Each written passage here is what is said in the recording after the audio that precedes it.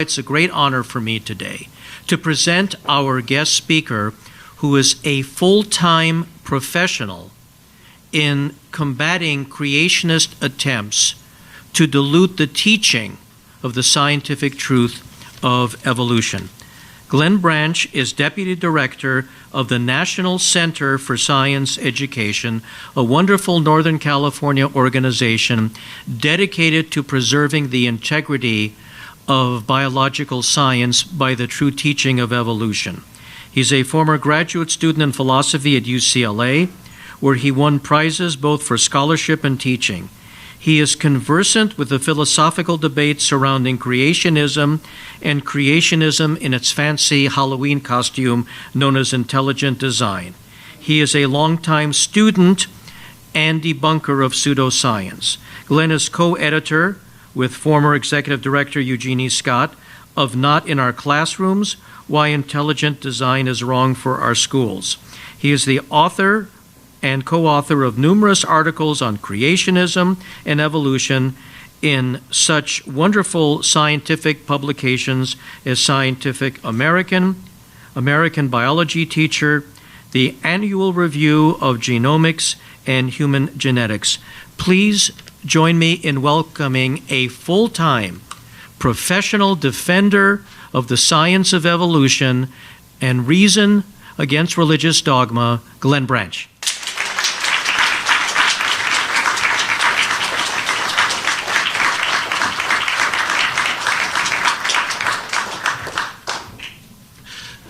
Thanks for coming out. I know it's not your usual day. You usually have first and third Sundays.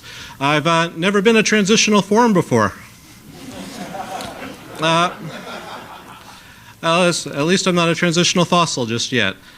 So as Eddie says, I'm Glenn Branch. I'm the Deputy Director of the National Center for Science Education. Deputy Director translates in the nonprofit world to something like utility infielder. NCSE is best known, of course, for its work in defending the teaching of evolution in the public schools. Indeed, NCSE is so focused on the creationism evolution issue that we used to joke that we're an inch wide and a mile deep. Although that's not the office, that's Lava Falls in the Grand Canyon, as seen from the Toro Weep Outlook. We can't do that joke anymore because at the beginning of 2012, we added the task of defending the teaching of climate science as well. So now we have to joke that we're 2 inches wide and a mile deep. But I'm going to be talking about the creationism evolution controversy today. And in that controversy, NCSE's primary role is to provide assistance, support, and advice to teachers, parents, students, anyone facing challenges to the teaching of evolution in their local communities or in their states. For that reason, we say that NCSE serves as sort of a crisis clinic, and that's the office there. Now, I should say a word about the intentionally cryptic title of my talk today, after Kitzmiller, What? I model it after the title of a book by the American humorist Robert Benchley, seen here displaying his legendary knowledge of human anatomy. Benchley, by the way, was the grandfather of Peter Benchley, who wrote the novel Jaws. Benchley had a better way with titles, though. He once published a book with the title, After 1903, What? Which, is a marvelous title for a book of punditry published in, say, late 1902 or early 1903, addressing the burning issues of the day. Benchley, however, published his book in 1938, by which time it must have been fairly easy to say what the burning issues of the day in 1903 were. I'm in a similar position in talking about Kitzmiller, which, not to beat about the bush, was a 2005 trial in a federal court, and here it is 2014 already. But as I'm going to contend, the Kitzmiller case was interestingly pivotal in the contentious history of the anti-evolution movement in the United States and likely to shape its course for years to come. In particular, I'm going to argue that Kitzmiller is emerging, indeed has emerged, in the 9 years since the trial as a watershed, marking the end of the second wave of anti-evolution activity in the United States and the beginning of the third. Now, that's not so surprising because much of the history of the anti-evolution movement in the United States has been shaped by legal events, by what goes on in courtrooms, as we will see. If I had enough time, I'd start with Darwin, who many people don't realize was a pseudonym of Alfred Russel Wallace. No, not really. It's just that this was such a bad failure on the part of somebody's art department, putting a picture of Wallace on an edition of Darwin's autobiography, that I like to rub it in whenever I get the chance. Anyhow, I'm going to skip over the reception of evolution and go straight to when the creationist movement in the United States really took off, and that's in the aftermath of the First World War. Why then? Well, three factors seem important in the onset of creationism as a mass social movement in the United States. First is the association of evolution with German militarism, which led, of course, to the horrors of World War I trench warfare. This is a photograph from the Battle of the Somme. Second, the revival of evangelical Christianity as fundamentalism, as introduced in a series of pamphlets published 1910 to 1915, The Fundamentals. The publication of which was due to a subvention by Los Angeles oil millionaires, by the way, so you have a lot to answer for here. And third, the broadening of American public education. For the first time across the country, many students, particularly in rural areas, were being introduced to more than just reading, writing, and arithmetic, with books like Hunter's Civic Biology, which introduced the concept of evolution. This is a relevant page from the 1914 edition. As a result of these three factors, the first wave of anti-evolutionism emerged, and it evolved a crusade to ban the teaching of evolution in America's public schools. It was well underway in the 1920s under the auspices of William Jennings Bryan. As will be familiar to all of you, the ACLU recruited a young teacher, John Thomas Scopes, to serve as the defendant in a test case in Dayton, Tennessee in 1925. Scopes was convicted, to nobody's surprise. His conviction was overturned on appeal, and the state declined to prosecute him again, in part because they thought it was embarrassing, in part because Scopes had moved out of the state anyhow. Nevertheless, despite the fact that the creationists took a hammering, especially from the big city newspapers, despite the fact that their champion Bryan died 5 days after the trial, the creationists in some ways were really the winners of the Scopes trial. And that's because evolution went into abeyance, educationally speaking, after the 1920s. Fearing controversy, textbook publishers downplayed evolution in their texts, and teachers followed suits in their classrooms. It wasn't until the 1960s, when evolution started to re-enter the classroom, that the creationism evolution controversy resurfaced in earnest. Susan Epperson was a high school teacher in Arkansas who was asked by the Education Association there to be a plaintiff in a case challenging Arkansas's anti-evolution law, which had been enacted by initiative back in the 1920s. The text that she had been told to use, she's holding it there, was the descendant of a textbook that had been purged of evolution in the wake of the Scopes trial, but the 1965 edition reintroduced it. And that put it in conflict with the law, and it put Epperson, who had been told to teach from the textbook, in conflict with the law. She asserted that the statute thereby violated her constitutional rights. The case wound its way to the Supreme Court, which made quick work of it.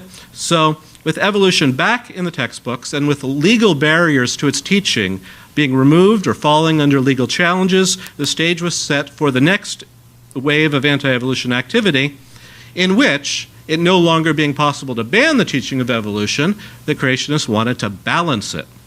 Well, with what? In the first instance, with the Bible. The fellow on the left there is Russell Artist. He was born in 1911, died in 2000, so I think we can infer that that's a portrait of Artist as a young man. Don't you rejoice in such puns? So, Artist was a biology professor at a Churches of Christ school, Daniel Lipscomb College, now Lipscomb University, in Nashville, Tennessee. A member of the Creation Research Society, he co-authored the Creationist textbook, seen there, published in 1970, but he was frustrated that the Tennessee State Textbook Commission wouldn't approve it for use in Tennessee's public schools.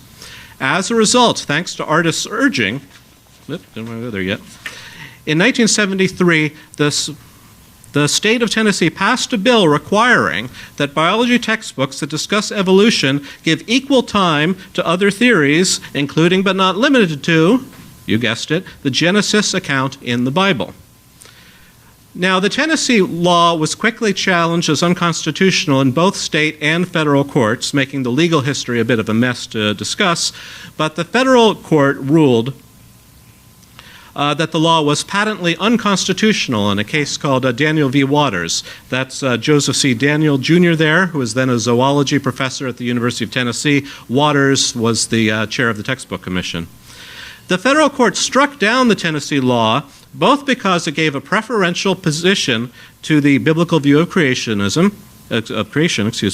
and also, get this, because it explicitly provided that satanic theories were not protected. So, back to the drawing board. In the second instance, then, creationists attempted to balance balance evolution with something called creation science. Here's the grand old man of creation science, the late Henry M. Morris, and a textbook that he compiled, Scientific Creationism. Now, Morris accepted Genesis as a historical account without error, and he considered himself to be a biblical creationist, but it wasn't the Bible that he wanted to be taught in public schools to balance evolution. Rather, he wanted creation science, or scientific creationism, as it's often called, to be taught. Well, okay, what is that? In content, creation science is probably what you think of first when you think of creationism. The main claims are that the universe and the earth are young, 6,000 years old, maybe at a stretch 10,000 years old. That living things were specially created by God to reproduce after their own kinds, meaning that evolution across kinds is impossible. That Noah's flood was a historical worldwide event responsible for the fossil record and for major geological features like the Grand Canyon. There are two things to bear in mind. First, creation science isn't, and won't be, the only form of creationism available. Maintaining that the earth is young is not a tremendously long-standing Christian response to mainstream geology. In the 1820s or so, there was a group called scriptural geologists who dug in their heels against the emerging science of geology. That went away. In the 1920s, there was a self-educated geologist named George McCready Price, but he was a Seventh-day Adventist, and most American fundamentalists didn't listen to him because they figured he was some kind of nut.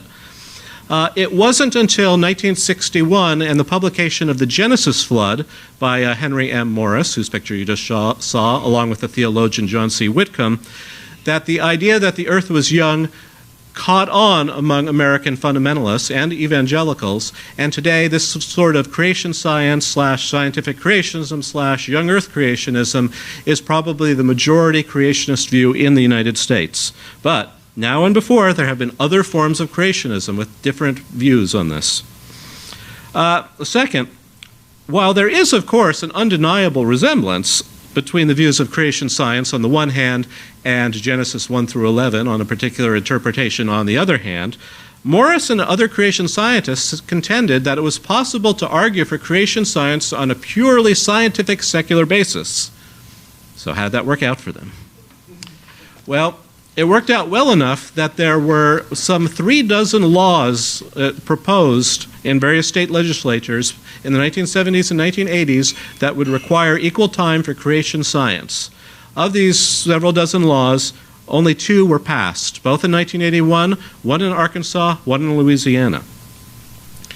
The Arkansas law was challenged in a landmark trial, McLean versus Arkansas, in 1982. One reason I describe this as a landmark trial is because there was a full trial with testimony from expert witnesses. That's a real novelty. In the Scopes trial, there were expert witnesses lined up, but they were not permitted to testify.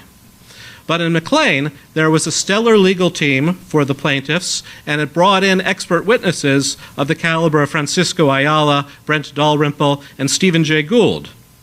And their efforts were repaid. The judge struck down the law, and so devastating was the defeat that there was no appeal from the federal district court's ruling.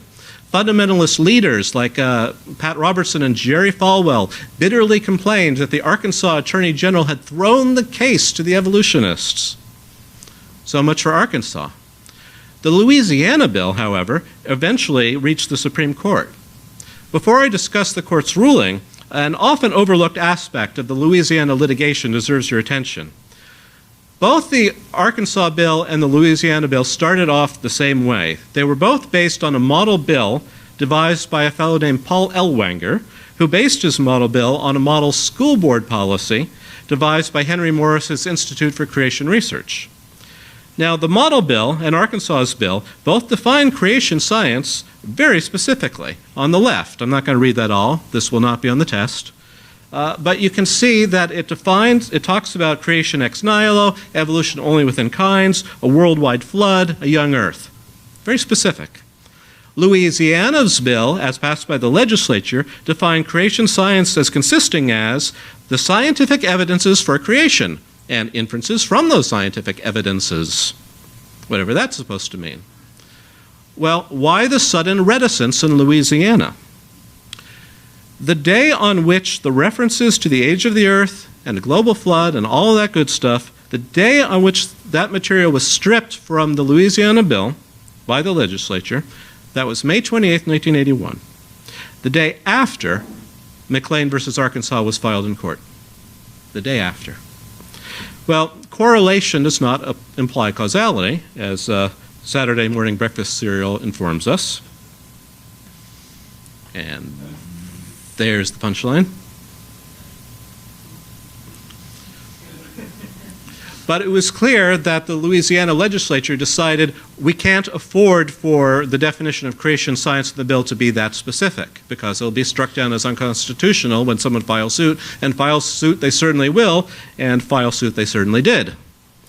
In Louisiana, the case was Edwards v. Aguillard. The creationists lost that one too. That's the lead plaintiff there, Don Aguillard. The person wearing the orange jacket, who I cropped out, is Susan Epperson.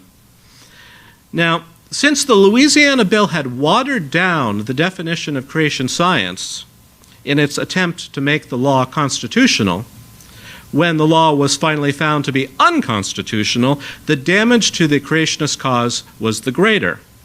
The Supreme Court's decision in this case doesn't say that teaching the particular views of creation science, the flood and the young earth and evolution only within kinds, it doesn't say that's unconstitutional.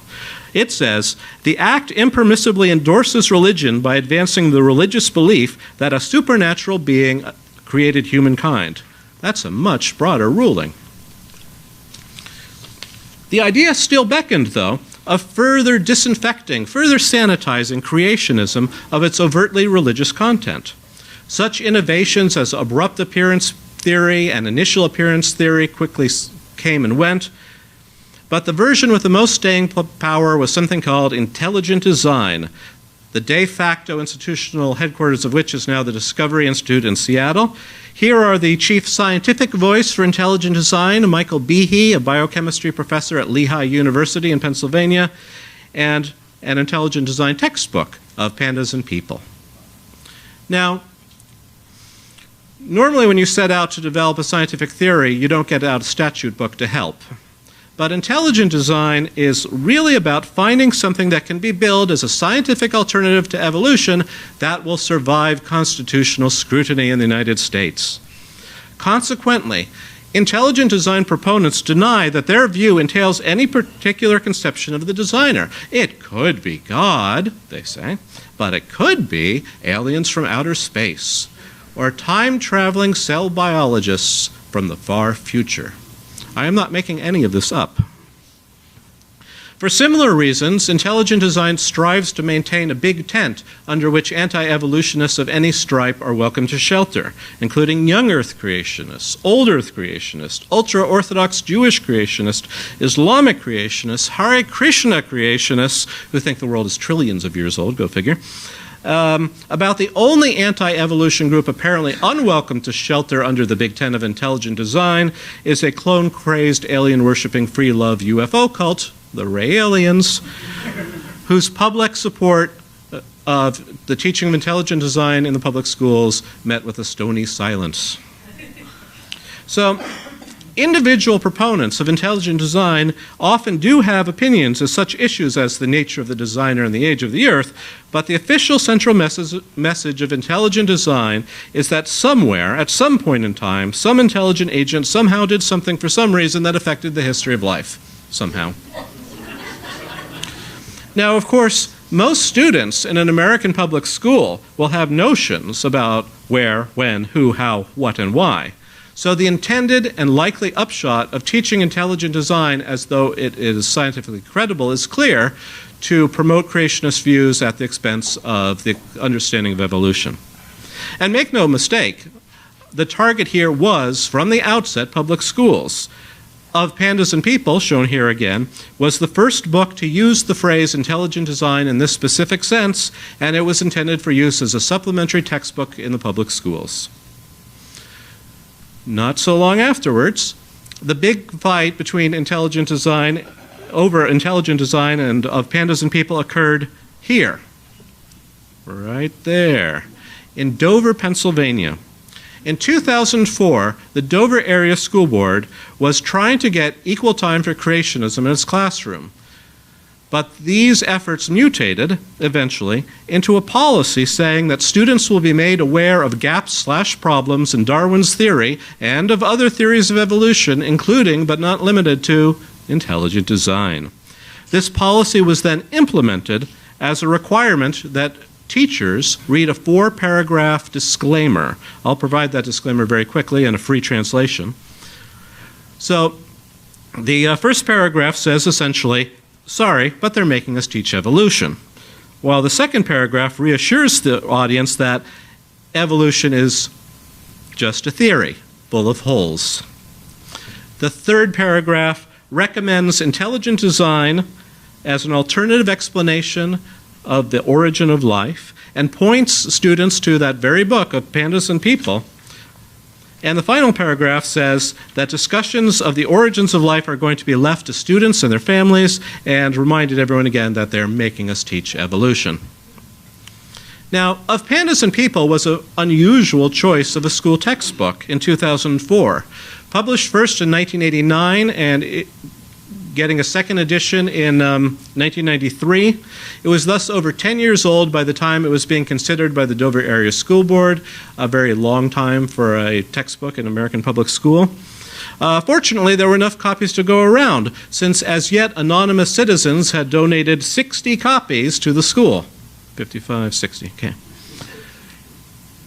So, as a result, 11 local parents filed suit, represented by the ACLU of Pennsylvania, Americans United for Separation of Church and State, and a private Philadelphia law firm, Pepper Hamilton. The case was dubbed Kitzmiller versus Dover. The plaintiff's legal team decided to have Tammy Kitzmiller as the lead plaintiff, in part because she had a child in the 9th grade biology class who would have this disclaimer read to her, and in part because they liked her good, solid, euphonious Pennsylvania Dutch surname, Kitzmiller. Kitzmiller. Looks good in a headline, too. So here's some photos from a press conference announcing the filing of the suit. This is the lead attorney for the plaintiff, Eric Rothschild of Pepper Hamilton, and I think you recognize that book. Here's Barry Lynn from Americans United. And here's a Penn State anthropologist, Bob Eckhart, explaining the scientific status of evolution with the assistance of the loyal opposition in a funny hat. So that's who's representing the parents, who's representing the board. Not their regular lawyer who told them not to adopt this policy. Instead, riding to the rescue, it was the Thomas More Law Center. Named after a Catholic saint, funded by the ultra-right Catholic pizza millionaire Tom Monahan, headed by Dick Thompson, the former Oakland County, Michigan prosecutor who was so avid in prosecuting the right-to-die advocate Jack Kevorkian that the voters decided he didn't need to do it on their dime anymore. And Thomas More styles itself the sword and shield for people of faith. I might remind you at this point that the sword and shield needs to be arguing that the anti-evolution policy they're defending doesn't have any religious purpose or intent. That's kind of easy to lose sight of sometimes. It turned out later that Thomas More had been shopping around for some years looking for a school district that would consent to be the site of a test case over the teaching of intelligent design. So they knew what they were getting into. The suit was filed in December 2014, leaving very little time before the 4-paragraph disclaimer was going to be read to the students. 2004. Excuse me, 2004. 2014 would be now, right? After conducting preliminary depositions, the plaintiff's legal team decided not to seek an injunction against the reading of that statement. That put the science teachers at the school district in a bit of a quandary. They had been keeping their heads down. They didn't want to be in the middle of this, but now their hand was being forced. So, much to their credit, they issued a statement in which they said that reading the statement would violate their responsibilities as professional educators because they have a duty to tell the truth, and if they read the statement, they would not be telling the truth. That was courageous of them. One of them, who was near retirement age and was willing to actually get fired over it and have a legal action over that commence. Teachers are not always in a good position to take such a courageous stand. If you think about the Scopes trial, Scopes was not the biology teacher in Dayton. He was a football coach. He taught some science. Why was Scopes at the center of it?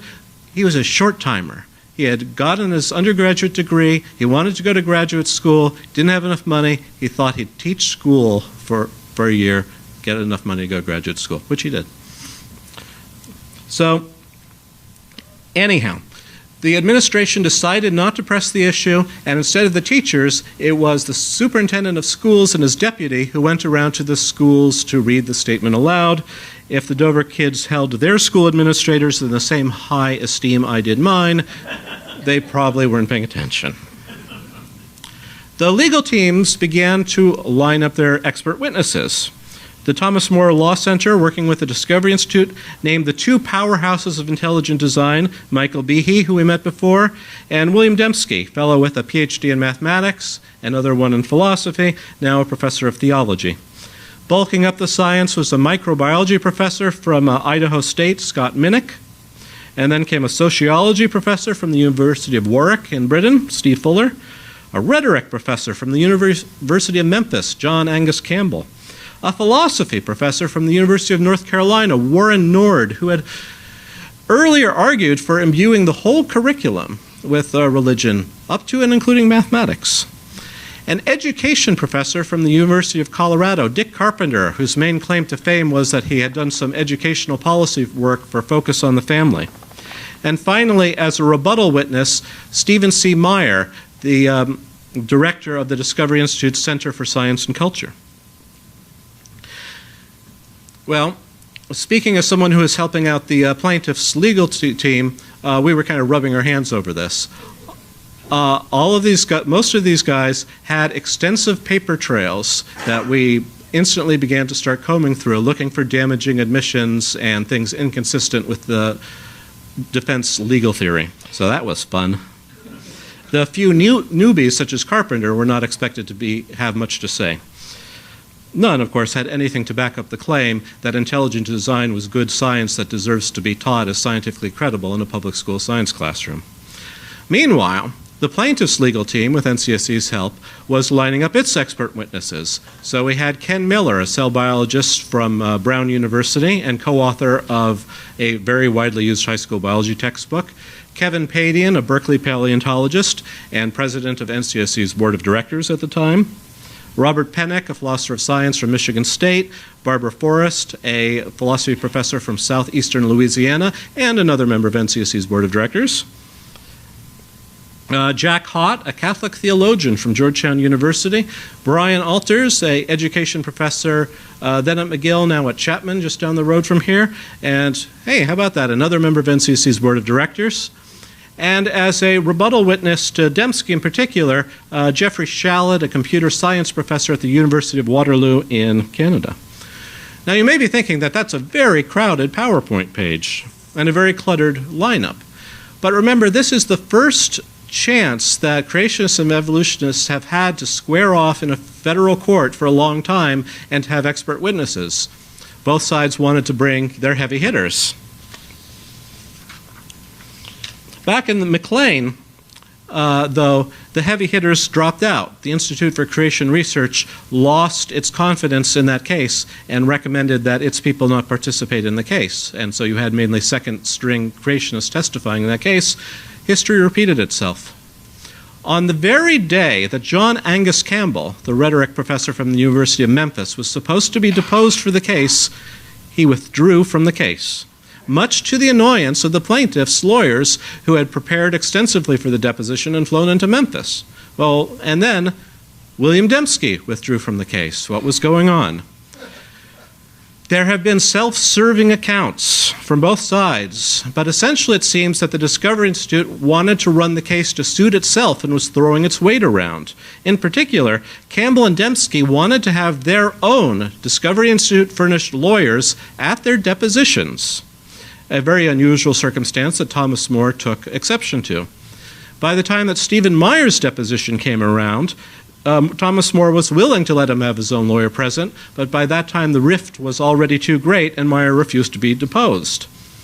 As a consequence of Dembski's pulling out of the case, the plaintiff's rebuttal expert witness to Dembski, Jeff Shallett, pulled out, although he was ready to testify if anyone had invoked Dembski's work, but in the event it was unnecessary.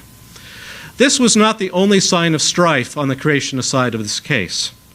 The next sign of strife came when the Foundation for Thought and Ethics, a little Texas ministry, sought to intervene in the case. A publisher of Christian textbooks, including Of Pandas and People, Foundation for Thought and Ethics had close ties to the Discovery Institute.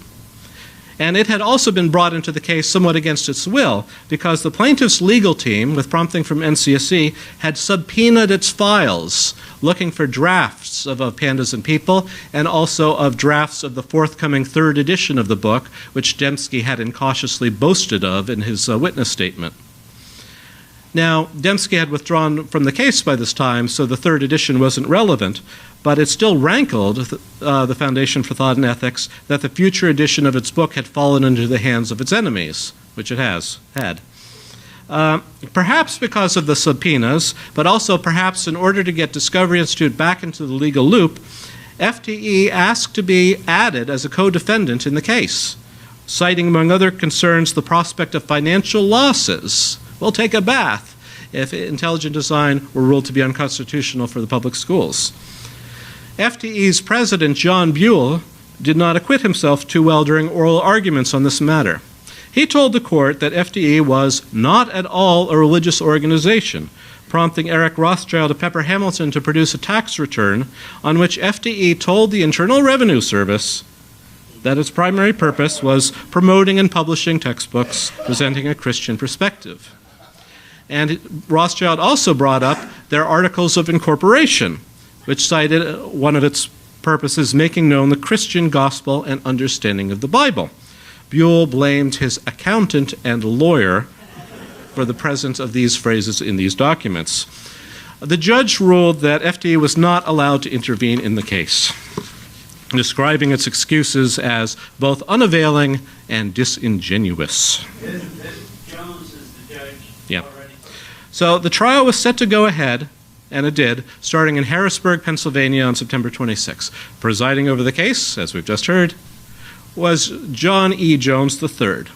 Appointed to the bench by President George W. Bush, Jones was a player in the state's Republican machine, a protege of Tom Ridge's, a would-be congressman who thought once of running for governor, a former commissioner of the State Liquor Board, where he enjoyed two brief spurts of fame, one for a failed attempt to privatize the state liquor boards, and another for a ban on Bad Frog beer, on whose logo the titular amphibian is flipping the middle finger. Jones had a good reputation as an eminently fair judge, though, and both sides were content with him. This was vitally important because this case was a bench trial, no jury. Now, there were about 6 weeks of trial. As Judge Jones said on the last day, 40 days and 40 nights. I can't tell you everything that happened, but I'm going to pick out 3 high points. The first involves Barbara Forrest, the philosophy professor testifying for the plaintiffs. She testified as an expert on the history of the intelligent design movement, on which she and the biologist Paul R. Gross wrote a whole book, Creationism's Trojan Horse. And this meticulously charts the course of and reveals the underpinnings of intelligent design. The defense was desperate for her not to testify. They filed a number of pretrial motions trying to get her testimony excluded. Judge Jones said, in effect, well, let's see what she says. Then when she was in court, the defense spent an entire morning in that courtroom trying to have her testimony excluded, accusing her of atheism, conspiracy theorizing, having no relevant credentials. They were correct about the atheism, as it happens, but the judge let her testify, and it was devastating. Forrest had done her homework, aided by the material that had come from the subpoena on FTE and from material in NCSC's archives, and she found a lot of new material and showed it to the court that revealed the creationist underpinnings of pandas and people. One of her famous results was charting the occurrence of creationism and its cognates, in red, versus the occurrence of intelligent design and its cognates, in blue, in drafts of pandas and people. The lines cross. Right there in the middle of 1987. What happened in the middle of 1987? Oh, that's right, the Supreme Court ruled in Edwards v. Aguillard. After which a textbook that explicitly mentioned creationism would be in constitutional trouble, and someone at FTE was obviously aware of that. Forrest even managed to locate a perfect transitional form, whereas a draft of the book said, evolutionists think the former is correct, creationists accept the latter view. And the published version said, evolutionists think the former is correct, design proponents accept the latter view. There was an intermediate draft that said, evolutionists think the former is correct, C design proponentists accept the latter view. And that's what you get when you don't do the search and replace correctly. The second high point that I want to mention, yes, the defense lost two more of its expert witnesses, deciding not to call Warren Nord and Dick Carpenter after all. Carpenter later wrote an article for a school board journal about his experiences as a witness in the case. And since he wasn't called, I think that took a lot of chutzpah. So let's just look at those X's. Starting with 7 experts and a rebuttal expert, they were down to only 3, Behe, Minnick, and Fuller. NCSC wasn't privy to what was going on for some reason, but it seemed that the defense was in a state of complete disarray at this point. They had been trying to engineer a test case for years, and now that they had it, they didn't know what to do with it. It didn't help that their star witnesses, Behe and Fuller, were both drawn into making some pretty silly claims on the stand. Behe, for example, said that intelligent design was a scientific theory in the sense that astrology is. Not astronomy, astrology. And Fuller said that he thought it was worthwhile to teach intelligent design and science classes as a way of providing affirmative action to fringe theories. Not quite the uncompromising affirmation of the scientific bona fides of intelligent design that might have been expected, but of course both men were under oath. The third thing that happened of note was the testimony of the school board members, particularly William Buckingham and Alan Bonsall, the ringleaders of the creationist faction. Here is Alan Bonsall looking happy as he's being interviewed by reporters. He was not so happy on the stand. He underwent a grueling cross-examination about the source of the money for those 60 copies of Pandas and People. It turned out that he collected it from the congregation at his church. And it turns out that he was, shall we say, less than forthcoming about this during his sworn deposition. He said, I have never brought anything forward to put creationism in the school district in any shape or form, despite the fact plenty of evidence had already been heard in that courtroom that he had. The normally equable Judge Jones at one point took over questioning the witness himself. And there were rumors that there would be perjury charges filed, although in the event there were not. As for Buckingham, seen here leaving the courtroom, he told the court that he had never said anything suggesting that he wanted creationism to be taught in the public schools. Of course, there were newspaper accounts to the contrary. He had reportedly defended the policy by saying 2,000 years ago someone died on a cross, can't someone take a stand for him? He said, no, the journalists made that up to sell papers in a small town in south central Pennsylvania. Okay, so the plaintiff's legal team was prepared for this. They introduced evidence. And when I say evidence, I don't mean an eyewitness. I don't mean a written document. I mean a videotape. a videotape of Buckingham saying that he wanted to balance evolution in the classroom with something else, quote, such as creationism, end quote. Oops. He tried on the stand what a local reporter dubbed the Homer Simpson defense. He was thinking, don't say creationism, don't say creationism, don't say creationism, and he opens his yap and he says creationism. Now, this trial started in September and wrapped up in early November, and you know what early November is? Election season. And practically nothing else was an issue in Dover, Pennsylvania, that election season. When the school board voted to adopt that anti-evolution policy, the vote was 6-3. 2 of those 3 resigned in protest. Another resigned because he was moving out of town anyhow, and a 4th member of the board later resigned because of worries about the lawsuit. Their replacements, pending the election, were appointed by the school board. That meant you had a complete school board, 9 members, all of whom supported the policy. 8 of them were up for re-election, as it happens. So, what happened? Let a local editorial cartoonist explain. All 8 incumbents lost. But the legal issue was not mooted by the election for a variety of reasons, and the judge continued to deliberate. And then on December 20th, 2005, it came, close enough to the holiday season that we like to think of it as Kitzmas. It was a wonderful Kitzmas present. It was a complete victory. As you see, letters about 2 inches high, intelligent design is not science. So, was intelligent design through at this point? In Dover, the new board decided not to appeal the decision. So, as a matter of law, the decision is directly precedential only in the Middle Federal District of Pennsylvania. It's a stunningly well-wrought and complete decision, though. And like the decision in McLean versus Arkansas, it's been influential in places where it's not legally binding. Moreover, the reputation of intelligent design suffered mightily as a result of this case.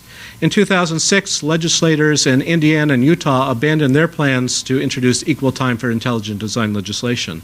The Ohio State Board of Education rescinded an intelligent design-friendly model lesson plan that it had adopted in 2004. But you know, not everybody got the memo. In 2012, just a few years ago, there was an equal time for intelligent design bill introduced in the Missouri House of Representatives. That's Rick Braden, its sponsor. I believe he's a drywaller. As you see, this would have required equal time for intelligent design in the classroom and in the textbooks. That bill never got anywhere. Actually, a version of this bill is introduced about every year or so. There's a creationist in St. Charles, Missouri, who manages to convince someone to introduce it. So far, none of those bills have made it as far as the floor vote. This particular one died in committee. But you know, even wackier bills are out there. Here, for example, is Indiana Senate Bill 89 from 2012, introduced by Senator Dennis Cruz. And it would allow school districts to require the teaching, not of intelligent design, of creation science. Now, a state legislature, as it happens, cannot authorize local school districts to violate the U.S. Constitution. It doesn't work that way. But that didn't seem to bother Senator Cruz, and it didn't bother the Senate committee that it passed through on an 8-2 vote. In the Senate, though, my new political hero, Vice Simpson, introduced a poison pill amendment.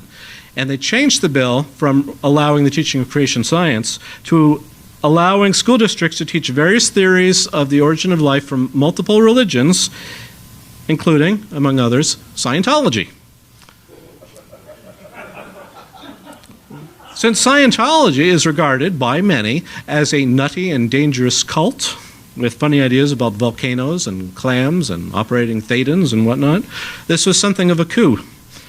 The bill still might have done mischief, even if it had passed with this poison pill amendment, but the Speaker of the House decided to kill it by sending it to the Rules Committee, from which it was never heard again. So, despite the trend of looking for more and more secular-seeming forms of creationism with which to balance the teaching of evolution, creationists have enjoyed no new successes here. And it seems that intelligent design has got to be the end of the line. If intelligent design is, as I say, The view that somewhere, at some point in time, some intelligent agent somehow did something for some reason to affect the history of life somehow, it's hard to see how you can make that any more vague and less specific. And that's why we're now entering, and indeed have been entering for about the past decade, the third phase of anti-evolution activity in the United States, in which it no longer being possible to establish formal policies banning or balancing the teaching of evolution, it's necessary to have policies belittling evolution. Banning, balancing, it's got to be something with a B. I've tried besmirching, I've tried belittling, but obviously further research has indicated. Catchphrases associated with this idea include theory not fact, teach the controversy, academic freedom, evidence for and against, strengths and weaknesses, critical analysis. All of these, as you see, appeal to secular considerations and Enlightenment values, but they cloak a rather darker agenda. Now, one clarification. I'm not claiming that these are new catchphrases or that this is a new strategy by itself. Clearly not. Take, for example, theory not fact. Now, that's cutting-edge stuff in New Hampshire, where House Bill 1148 in 2012 called for evolution to be taught as a theory. And moreover, it would require the teaching of the theorists' political and ideological viewpoints and their position on the concept of atheism, whatever that means. That bill was rejected by committee and by the full House and never went anywhere. But here it is in 2012. It's still active, but it's very, very old. Coming back home, here's a news report of a policy adopted by the California State Board of Education in 1925. Theory, not fact.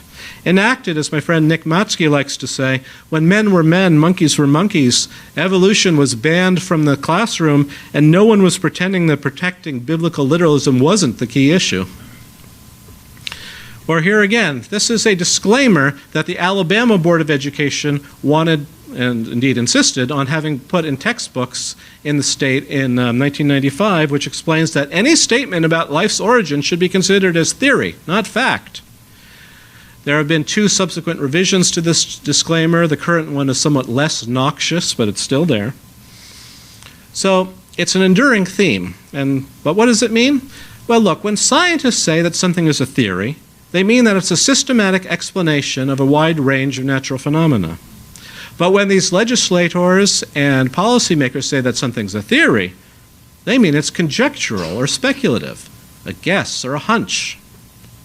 Now, there's a story to be told about why this divergence of usage exists. It's not just that theory is a technical term in science, like, I don't know, ampere. Rather, there's a vernacular usage of theory exploited by creationists that goes back to how the 17th century philosopher Francis Bacon was understood by 19th century Protestant theologians in the United States, and how their understanding in turn seeped through modern creationism to such figures as Henry Morris and his successor Ken Ham, who now heads Answers in Genesis, the most successful and prominent young earth creationist ministry in the world. But from Bacon to Ham, there's nothing kosher about it. All right. I just had to get the pun in, all right? So it's not using phrases like this that makes the third wave of anti-evolution activity the third wave. Rather, it's using such phrases in the absence of references to supposed alternatives to evolution, whether creation science or intelligent design or biblical creationism. Creationists, as we've seen, have always had such phrases in their arsenal of arguments aimed at undermining the teaching of evolution. What's new now is now they have nothing else. Or, not to overstate the case, nothing as reliable and as effective. If you want to undermine the teaching of evolution in public schools now, you shut up about creation science, you shut up about intelligent design, and you say, theory not fact, teach the controversy, strengths and weaknesses. The Discovery Institute saw the writing on the wall, I think around 2002. 3 years before the Kitzmiller case, they would have preferred the case not to go to trial at all. There's been a development even within this second wave of anti-evolution strategy, from requiring that evolution be belittled to permitting it to be. As an example of the former, let's look at Florida's Senate Bill 1854, authored by Stephen Wise. Now, this is a bill that would have added to a laundry list of things that Florida students need to know about civics and citizenship, like they're supposed to know about the Declaration of Independence and the contributions of Hispanics to American culture and kindness to animals. And Wise wanted to add to this a thorough presentation and critical analysis of the scientific theory of evolution. And at first glance, of course, you might say, wow, he wants to require evolution be taught. That's great. Good on you. 3 reasons that that's not a good reaction. First, the Florida State Science Standards had just been revised. They previously had not included the E word. They said change over time. They did not say evolution. The new standards did say evolution, and they actually treated evolution pretty well. This was much to the dismay of Florida's creationists, but that would mean that the bill was redundant. The standards were already requiring a thorough presentation of evolution, so what do you need this for? Second, this phrase, critical analysis, this appears constantly in creationist writings in the first part of the millennium. The Ohio lesson plan that I mentioned had been rescinded because the Ohio State Board of Education feared a lawsuit in the wake of Kitzmiller. That was called critical analysis of evolution. And third, Senator Wise had previously said that in the session he was going to introduce a bill requiring the teaching of intelligent design, saying, if you're going to teach evolution, then you have to teach the other side so you can have critical thinking, showing how he understood the bill. Now, this bill died in committee for a variety of reasons. Among them are the fact that it requires something. It requires something to be taught, and that invites hard questions about what that is, where we're going to find it, and who's going to pay for it.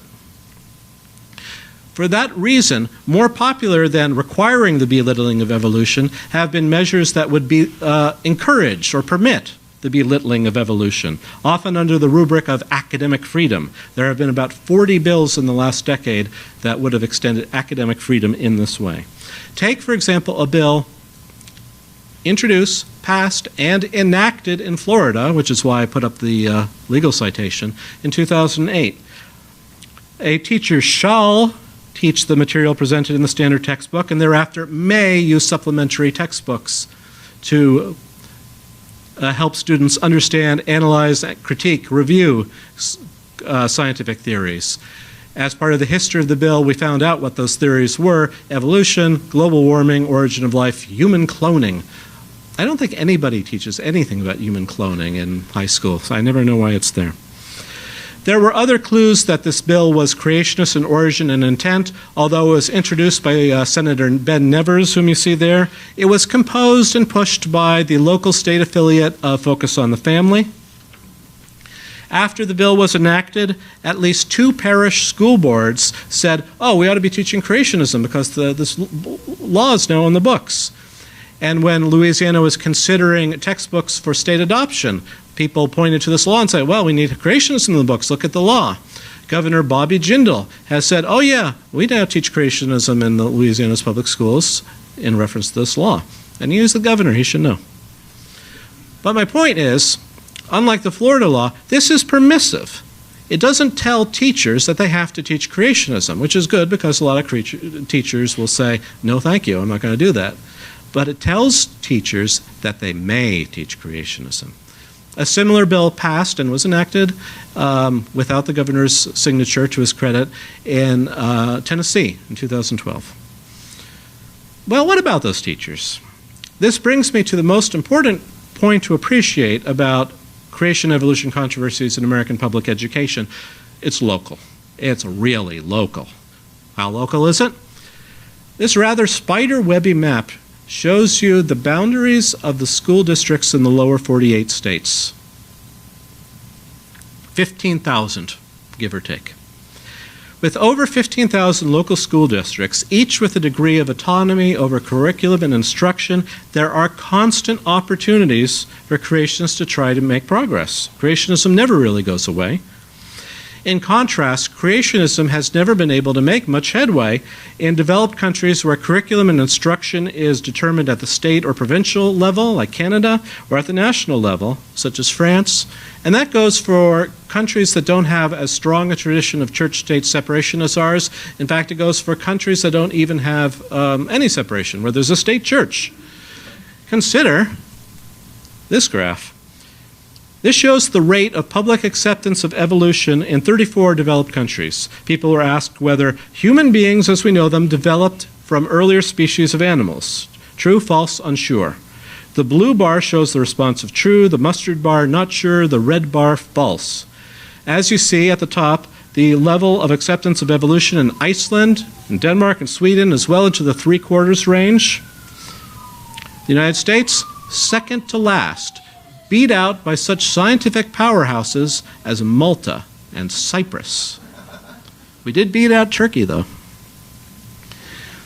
So by any plausible measure, we have a lot more controversy over the teaching of evolution, and part of it goes to this, but if you control for the prevalence of religion in our society, you still have more controversy than you might expect, and it's pretty clear that's due to the decentralized nature of our educational system. Now, it's not entirely decentralized, and there are now centralizing tendencies, which have been going on for about 20 years, coming on 30 years. Individual teachers are not unconstrained, even when the classroom door closes. They answer to their departments, their principals, their district administration. And school districts are not unconstrained either. They are subject to the loose, if increasing, guidance of their State Department of Education and their State Board of Education, and ultimately, of course, to the state legislature, and through the legislature to the citizens. So there are centralizing forces, and in some ways they are helping evolution education. There's a new model set of science standards called the Next Generation Science Standards, developed by the states. These have been adopted so far by 12 states, including California, which contain among them about 25% of the nation's school children. The NGSS standards do contain evolution. They treat it pretty well, all things considered, although there's not enough on history of life and there's not any human evolution, but there is enough scaffolding that a teacher can easily enough present those topics. But still, we're really decentralized, and that's why attacks on evolution education are going to continue. Nobody can possibly keep their eye on every school district. And in many U.S. classes, we know, evolution, as the New York Times tells us, takes a back seat. Origin of species. In many schools, the dog ate that chapter. What Cornelia Dean is alluding to here is the fact that teachers who are wary of controversy will often arrange their curriculum so that evolution is the last topic. And then, hey, come around early June, oh, we spent a little too much time on photosynthesis, we won't be able to get to evolution this year. This happens. Now, anecdotes and impressions are rife, but if you want to know what's going on, you really do need a rigorous survey. And fortunately, two political scientists at Penn State did this. They conducted a national survey of high school biology teachers, and you will not like the results. All right, remember, these are high school biology teachers in American public schools. 13% of them present creationism as scientifically credible. That's more than 1 in 8. 2% omit evolution altogether. 17% omit human evolution altogether. And no less than 60% fail to present evolution forthrightly in the ways recommended by the nation's leading scientific and science education organizations. Put it another way, if you have a child in public schools, they have about a 2 in 5 chance of learning evolution properly. I don't like those odds.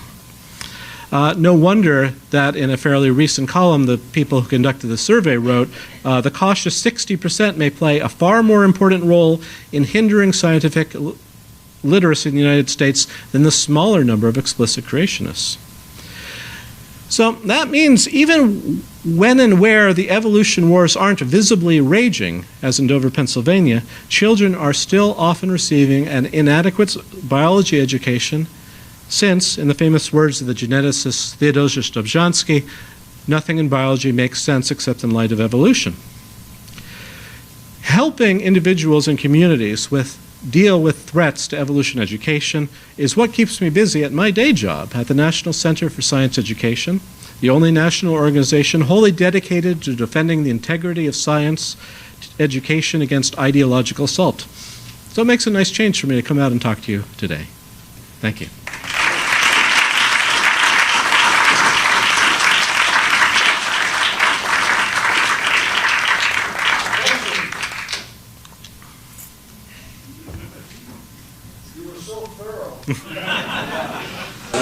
Yes, sir. Thank you for coming and meeting with us today. I thought I knew a fair amount of this subject because I've been very concerned with it. In fact, I thought I knew everything, but listening to you, I picked up quite a bit more knowledge. Now I know everything. One question, Glenn.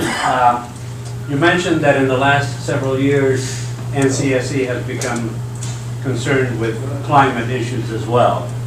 I'm curious how much of your time and energy and money, the whole organization, is being split between the two concerns? Okay. Around 2010, we started becoming concerned because we saw global warming kept on getting paired with evolution as the topics that anti-science legislation was going after. And, we started asking around. It's like, hi, you know us, we're NCSE, we defend teaching of evolution in public schools. Who's like us except they do climate? Everyone said, I don't know, you go ask those guys, maybe they know. And we played Ring Around the Rosie like this for a while, and we found out there wasn't anyone. There are a lot of great organizations that do a lot of different kinds of work on climate science, on climate policy, even on climate education. But if you were a teacher who was getting trouble from your local community about teaching climate science, who did you call? Nobody knew. There didn't seem to be anyone to call. So over a period of some years, we kind of started gearing up because if no one else was going to do it, NCSE was going to have to do it. As part of that, we added a well-known climate scientist, Ben Santer, to our board. We hired first one and then another climate education specialist. Mark McCaffrey, my colleague, was the first one, who is a mover and shaker in climate education circles. He has a new book coming out called Climate Smart and Energy Wise, which is aimed at teachers to help them teach climate and energy issues more effectively. And then we hired a second person, Minda Berbecco, who is a PhD and is actually doubles our money because she is a biologist who works on climate change issues. So we get her for evolution and climate change. So we opened up a new section of our website dealing with climate issues, ncsc.com/climate, and we have been working on, as we call them, flare-ups involving climate science. Not as many yet as with evolution, for various reasons. One is not enough teachers have heard about NCSE's work on climate yet. Another is, well, think about where you teach evolution in a high school science curriculum. It's pretty clear. Biology class. Where do you teach climate science? We have a tradition in this country of teaching biology, chemistry, and physics in high school science in that order, which goes back to a decision that someone made at Harvard in about 1910, I believe. And occasionally this is challenged and people say, why don't we put physics first where it belongs? And, but that's sort of the structure we have, and there's not a good place to kind of put climate science in. Some schools, many schools, do have earth science classes, ocean science classes, atmospheric science classes, perfect places to do climate work, but those kinds of classes are not as entrenched in American public education as biology, chemistry, physics. So it's very much the luck of the draw if you're going to get any place that's natural to have climate science. For that reason, partly for that reason, I think we're hearing less from teachers who are having trouble teaching climate science because they don't have a chance to teach climate science, even though it's really important, especially right now the climate is changing due to human activity so much. Yes, sir. As a teacher, actually 6th grade, they do talk a bit about climate as part of earth science. But as a teacher, this attack on teacher tenure, do you find that as a danger for teachers having the power to be able to teach evolution. It's a worry. It's not a worry that's really in our wheelhouse, because we do focus, let's not say myopically, let's say intently, on the teaching of evolution and climate science, and kind of broader issues about teacher tenure, about other things, work conditions, we just don't have the personnel and the resources to address them, and we have to leave them to, the NEA and the AFT and teacher organizations. Yes, sir.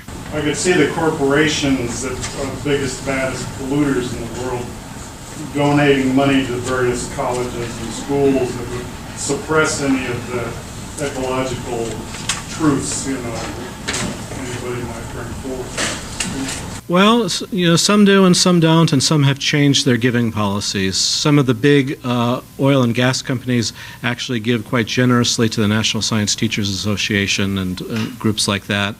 And some of them have stopped funding the kind of the climate denial think tanks. Some of the climate denial think tanks are kind of, I think, in increasingly perilous financial straits as it becomes less politically feasible for large corporations to fund them. But yeah, we still do see that. Their influence is going to be felt probably not school by school, but legislature by legislature, and as you say, college by college, as they give endowed chairs and things like that. Yes, sir. There's something about, at this point, I'd say it's generally accepted that the Earth rotates around the sun, etc. Now, evolution. I bet you're going to find, one in, I don't know, a very small number that are actually going to argue for flat Earth, whatever. The point being is that how do you, ultimately what you're talking about is a change in the culture and what is accepted as the way the world works, right? That, these really are the origins and so on.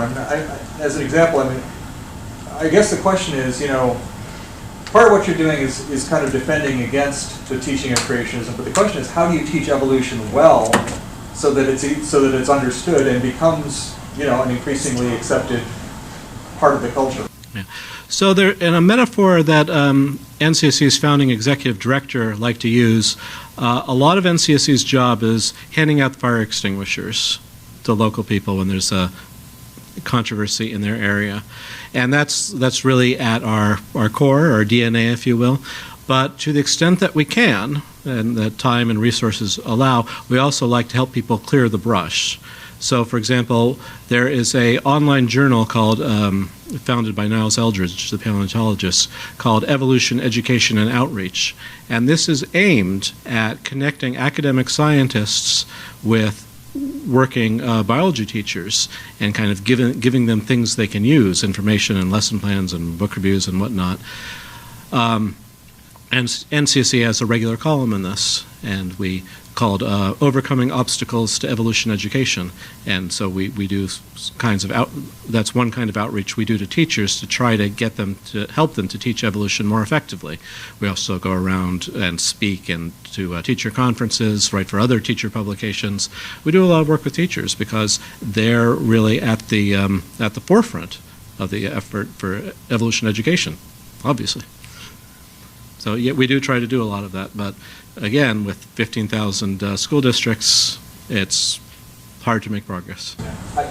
Just as a quick follow-up, I was thinking, my wife and I watched Cosmos, the most recent version of Cosmos. I think we have a lot to thank Seth MacFarlane for insisting that it get produced, I guess, worked a deal with Fox or whatever. Andrewian did a wonderful explanation of climate change and why carbon dioxide works so well. It was the best explanation I'd seen ever, in terms of my reading and my studying and so on. And do you think that particular show is, I wonder, have you seen any evidence that show is having any effect in the overall world? I think it's a little early yet to know what kind of effect it's going to have on education, but I do expect to see it in a lot of classrooms. And I believe that there are teacher guides and lesson plans under development that will help teachers use it effectively. I might have also mentioned when I was kind of shrugging ironically at the reference to geocentrism, I had been looking in some files the other day from the McLean trial in 1982, and the state was thinking about calling Gerardus Bow, a PhD astronomer and geocentrist, as an expert witness. Unfortunately, they didn't, because that would have been funny. Yes, sir. What's your alternative, or your ideal alternative to the 15,000 decentralized local school districts? Well, again, we're focused intently on the issues we're focused on, and kind of major, so we take the education system as we find it. If we went to a system where we had a national curriculum, all of a sudden it would make my life easier, but I'm not involved in pushing for national curriculum. I don't know if that would be a good idea, and I wouldn't know how to argue for it even if I did. Yes, sir. In discussing climate science and the concept of a global flood, has creation science ever proffered an explanation of where all the water came from? Well, several. One is that there's a whole lot of water underground where you can't see it, the fountains of the deep. The other is that there's a whole lot of water up in the atmosphere where you couldn't have seen it, the canopy theory. And of course, if all else fails, it was a miracle. Yes, sir. Is there any consistency to the motivation why the anti-evolutionists want to push their point of view in the schools? Well, that's an interesting question. I mean, in general, because they think it's right, but also because they think it is tied up with issues of salvation. It's evangelicals and particularly fundamentalists. Fundamentalists have been defined as evangelicals who are angry about something, and it's often evolution that they're angry about. There is often a sincere worry that if students learn about evolution, it will imperil their salvation. Yes, sir. With regards to climate change and man's part in it and the deniers, is there a definitive tome, a book, something condensed that is the best answer to those science deniers of climate change and man's part? Okay, well, there have been a lot of attempts at doing this, and by now I think we're kind of spoiled for choice. Online, the thing to look at is something called Skeptical Science, which is run by an Australian named John Cook. It's very nicely laid out. He has like the top 100 climate change denier arguments, along with refutations, and the refutations typically come in 3 flavors: basic, intermediate, and advanced. So depending on how scientifically trained you are, you can get more and more detail by drilling in. So that's very nice. The website Climate Central put together a book called, I think, Global Weirdness, which is a very nice and well-written book that I think Michael Lemonic is the lead author on that. And there's a lot of very good stuff out there. There are a lot of very talented scientists and writers who are doing a lot of good work. So it's kind of, there are trade-offs. You want a tome or do you want something you can actually lift, for example? In the back. Does the NCSE have a policy of recommending for or against engaging in public debates about creationism and evolution? In general, the recommendation is not to debate creationists about the science, because we had that debate. It's called The History of Science for the Last 150 Years, and we won. There occasionally, and I think in general we stand by that. That doesn't mean it's always pointless to do events on stage with creationists. If you want to discuss something else, for example, something relevant, possibly education policies, legal issues, theology, whatever, that's fine. We did help Bill Nye prep for his debate against Ken Ham, though. Initially, we sort of recommended, don't do this. Can you pull out of this? It's going to look a lot better on his resume than on your resume. But he had convinced himself that doing the debate would be a good idea, and couldn't talk him out of it, and said, okay, well, let's at least help you do as good job as you can. So he came up to Oakland, and we spent a day prepping him. He also worked with Don Prothero down here in the Southland, and did rather well. I watched the debate, and I kind of gave Bill a minus, B+. Ken Ham did a lot worse than I thought he would. I think he could have done a better job. I gave him a C. So it was interesting to see it, and I'm glad I watched it, but I don't really want a repeat performance. Yes, sir. We're often appalled, and justifiably so, when we view foreign cultures, currently ISIS, and the primitiveness. Thank you for holding a mirror up to our own culture and seeing where the U.S. appears on that graph, just ahead of Turkey, is really something we ought to be appalled at, of our own culture. We don't seem to get as exercised as we need. Indeed. Thank you. Can I ask? Okay. Sorry, just one quick question. Compared to other countries, you showed us on the map or on the grid there. Do they have the same problems with this interference in the school systems, or is this really just an American thing? It's primarily an American thing, but we export creationism, especially to English-speaking countries. Australia, in particular, and Queensland in particular, because that's where a lot of U.S. troops were stationed during World War II, and they brought fundamentalism with them. England, Scotland, New Zealand. There are kind of two reasons you don't see as much of it other places. One is because the United States has a kind of distinctive do-it-yourself attitude toward religion. So that's what kind of gets it there. So here you are in the New World. You are removed by geography and by ideology from traditional religious structures, from the Catholic hierarchy, from Protestant churches, from liturgy. So there are only two things you can look for religious authority, right? One is inward religious experience, think Holy Rollers, Pentecostalists, Quakers, Shakers. And the other is the Bible. So that's why you get this attitude of inerrantism, thinking that the Bible is without error in matters of history and science, as well as faith and morals, and that's what really drives creationism into the 20th century from 19th century theology. The other thing is, again, that's what lets creationism get underway. What lets it keep on going is the decentralization of the school system. So you don't have either of those factors in most of the rest of the developed world. Okay, last question.